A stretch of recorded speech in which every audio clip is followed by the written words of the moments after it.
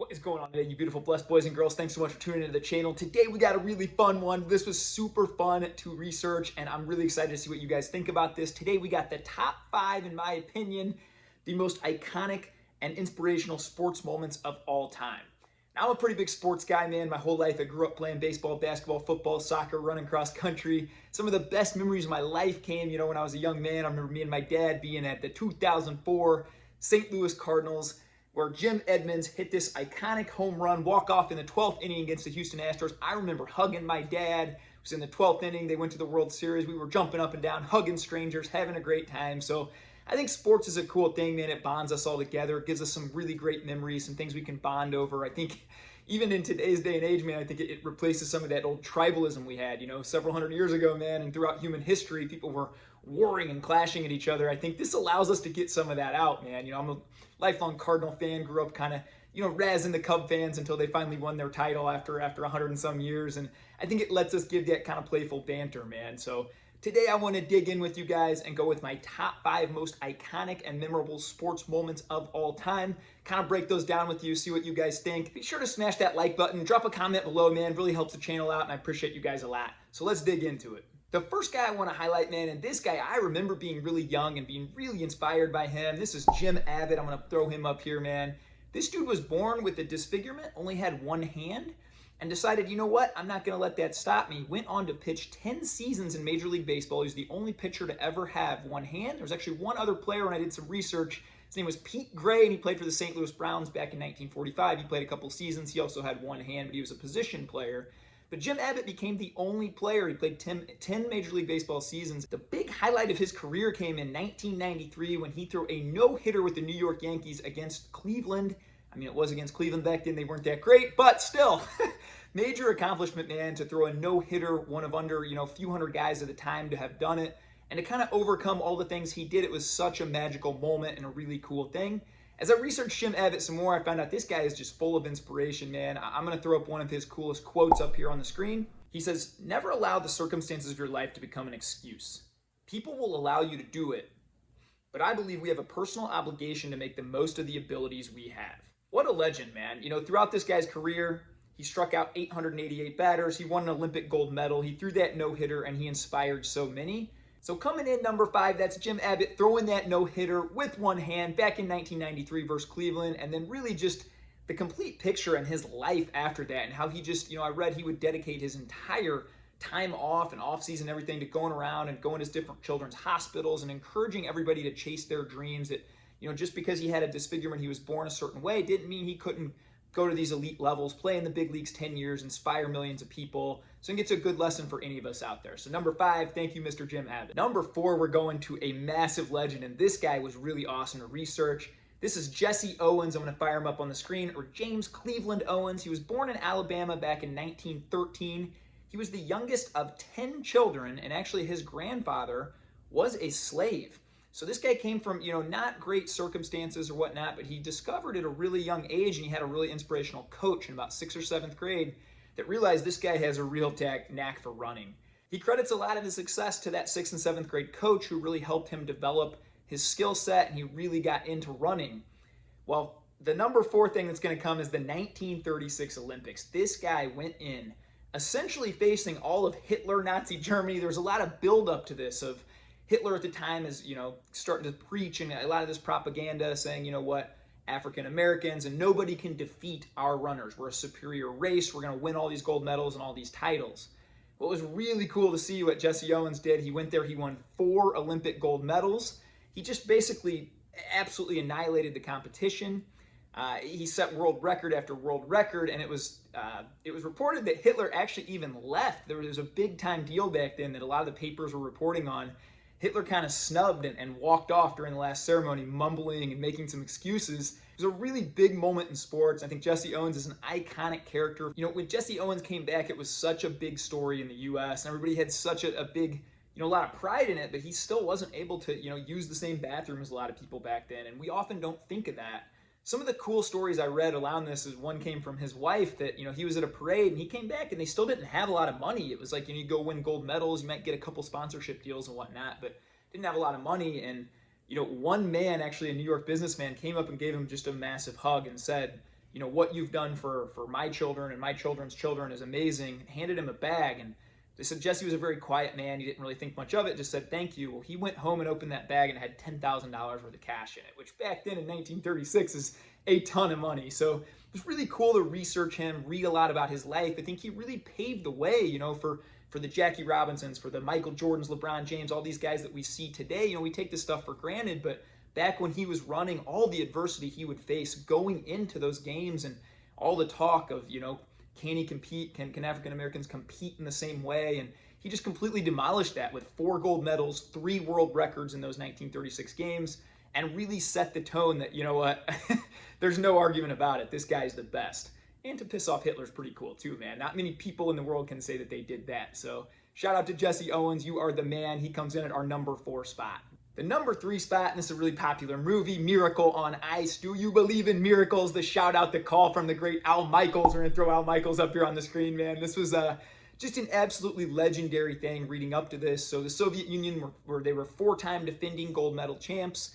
They had all pros basically on their team, and they were highly, highly favored to win again. The U.S., on the other hand, had all amateurs, and actually when I looked it up, they had only 4 guys with even minor league experience. So the rest of them were just complete amateurs, guys that were maybe trying to make their way up to the pros, but Soviets were highly, highly favored in this medal game. And, it started out kind of the Soviets scored the first goal or two. They were actually up 3-2 after the second period. But the U.S. came roaring back, scored 2 goals late, and that iconic call from Al Michaels at the end, do you believe in miracles? Do you believe in miracles?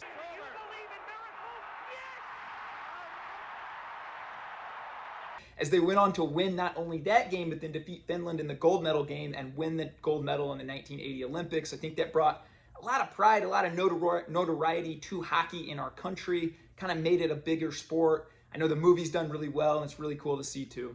Everybody loves those good underdog stories. I'm a big fan of them too. I think that's why we watch the NCAA tournament every year. We're always looking for that 15 seed or that 14, 16 seed. Can they knock off the big guns, the Dukes, we always love the underdog stories. And I think this was the ultimate underdog story forever. It's just these guys going and whooping those professionals and kind of, winning the gold medal. So shout out to the U.S. 1980 men's team. They come in at number 3 on our list. Number 2, and this man is just an absolute legend. I didn't know how great this guy was, and so I started researching him a little bit, but it's Lou Gehrig, man. And I'm going to throw up some of Lou Gehrig's stats here on the thing. They called him the Iron Horse. This guy never missed a game. He played 2,130 games in a row. This guy made 7 consecutive All-Star teams, a Triple Crown winner, AL MVP twice, 6 World Series championships. He was the first player ever to have his jersey retired by a team. This guy's just an absolute beast and a legend on and off the field. He's a pretty quiet guy, married to the same gal, just went about his business. He was just an absolute crusher. The event I want to highlight for him, though, is that iconic speech, "Today I consider myself the luckiest man on the face of the earth." Now, it was a pretty big shock to fans as he had played 2,130 games in a row, been a staple in that Yankees lineup, greatest first baseman of all time. He was voted the all-century team, actually the highest voted in guy. So, he was just there day in and day out. Well, one day on May 2nd of 1939, he voluntarily takes himself out of the lineup. So there's lots of talks and lots of things going around. Turns out he had an undiagnosed disease which had caused his performance to slip a little bit lately. And so, he went to management and said, hey, maybe I just need a couple days off. I'm not feeling right. So a lot of people started to talk and lots of rumors started to get out. Well, what turns out he had amyotrophic lateral sclerosis, which is not easy to say, or ALS, which is now commonly referred to as Lou Gehrig disease. So it was starting to affect his performance quite a bit. So as the papers kind of got wind of this, as people started getting wind of this, he started taking himself out of lineup a little bit more and a little bit more. Then one day, a few months later into the season, word had got out that he did have this disease. It would force him to retire a season later. It would actually take his life 2 years after that. And one day out on the field, all the fans, it was a sold-out Yankee Stadium. They started chanting his name. He wasn't playing. Everybody was calling him onto the field. And he was a very personal guy. From the reports I read, he actually didn't know what to say or didn't go out there. But he went out and literally delivered the greatest speech in the history of sports, a lot of people will tell you. And I don't want to put parts of that speech up on the screen here, but here's in part what it said. He just walked out and said, "Fans, for the past few weeks, you've been reading about a bad break, but today I consider myself the luckiest man on the face of the earth." He goes on to give gratitude and thanks his parents, his teammates, all the fans, his manager, everybody out there. And the reports were, when he came back to the dugout, everybody was celebrating and said there wasn't a dry tear in the crowd. His best buddy on the team back then was Babe Ruth, who came and gave him a big hug. The reports were Babe Ruth was crying. And it was just a really emotional and powerful moment. I think there's some really cool takeaways from this too, is, even though he kind of knew his playing days were over and that ultimately this disease would take his life, he stayed positive until the very end and stayed upbeat about it and really did consider himself the luckiest man on the face of the earth. And I think we can all take something from that. As sure as I'm sitting here making this YouTube video, we're all going to be in the ground one day. And so it's what we do while we're here and the impact that we can make. And this man, Lou Gehrig, certainly had a massive impact on everybody around him. So give a shout out to him coming in at number 2. Now we move on to the number 1 most iconic and inspirational sports moment of all time. Can I get a drum roll, please? This one, man, is really fun. And this one, every single, inspirational, motivational speaker from Eric Thomas to Tony Robbins, these guys all talk about this fight, Buster Douglas versus Mike Tyson. Now, coming into this fight, Mike Tyson was an absolute beast. He was pound for pound the greatest fighter in the world. He was 37-0 with 33 knockouts. He had never been knocked down himself. He'd never been to the canvas one time. His last heavyweight title defense, he won in 93 seconds with a KO, and that was pretty much what was expected for this. His opponent, Buster Douglas, at the time was ranked 7th in the world and a very good fighter to his respect, but everybody reporting on this thing before said, this is going to be another 90-second knockout. Maybe he gets a couple rounds, but there's no chance. In fact, the betting line on this fight leading up to it was 42-1. Buster Douglas had only had one title shot before this. He had been knocked out in that, and so nobody was giving Buster Douglas any chance. Even leading up to the fight, one day before, he contracted the flu. So when word got out about that, allegedly there was no more betting. People weren't even taking bets. They were saying, man, the guy's got the flu. There's just no chance. 20 days before that, his mom passed away. And so nobody knew about his emotional state or what was going to happen with this too. So even the ringside reporter, Jim Lampley, right before the fight went on, said, this is going to be a 90-second Tyson annihilation. I guarantee it. That's what every expert said. And so that bell rings and everybody's expecting Tyson to just come out. Well, it turns out Buster Douglas came to fight. He had a long jab and he kept him astray and kind of held his own here for the first few rounds, and it surprised everybody. This fight was actually just overlooked and supposed to be a warm-up for Evander Holyfield. He was the number 1 contender at the time, and everybody said, well, Tyson will make quick work of Buster Douglas. Then he'll go on to fight Evander Holyfield.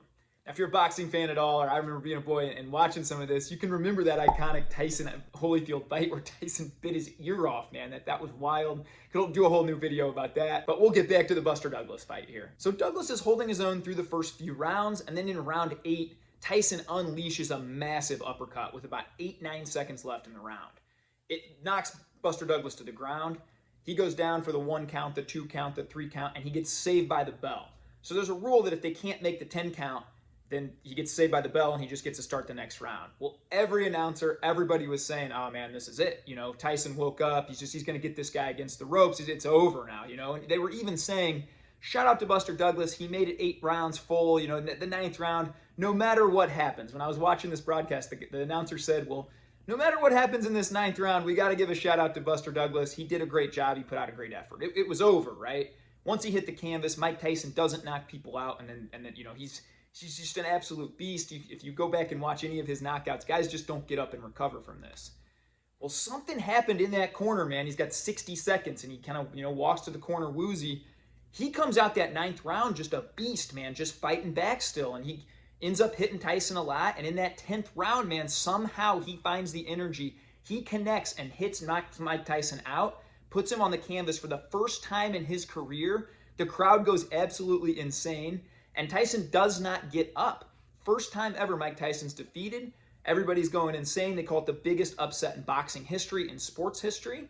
And the coolest thing about this and the most inspirational, why all the motivational speakers always talk about this, is when they went up to Buster Douglas after the fight and they asked him, how did you get that strength? Where did that come from? When you got knocked down, how did you get back up? Man, Buster Douglas said, you know what? My why. He said, it's because I promised my mom 3 weeks ago, right before she passed away, that I was going to be the heavyweight champion of the world. And those punches didn't mean anything because I knew I was going to get up. And when I promised her that, I was going to accomplish it. So it's a really cool thing. When they interviewed Mike Tyson after the fight, he had a quote that was really cool too. He said, it's just hard to beat someone that never gives up. And that was the thing about Buster Douglas the whole fight. He was kind of losing, getting pummeled, getting hit, got knocked down in that 8th round, but he just kept getting up and just kept moving forward and finally connected and got his punch in, got the massive upset and won. I think there's a lot of cool takeaways in this fight. If you ever have a chance, go back and watch the fight. Watch some of the stuff leading up to it. It's a really cool thing. So there you have it, guys. That's my top 5 most iconic sports moments, inspirational moments of all time. Hope you guys found some value in this. If you do, please be sure to hit that subscribe button, hit that like button. Helps the channel out a whole lot. Fire a comment below. Let me know what kind of videos you guys would like to see next. I have a lot of fun researching these and kind of putting them out for you guys. So let me know what you'd like to see next. Above all else, man, go have the greatest day of your life. Bless up. Be kind to yourself. Be kind to others. Let's go change the world, baby. Have the greatest day of your life. Thanks for tuning in.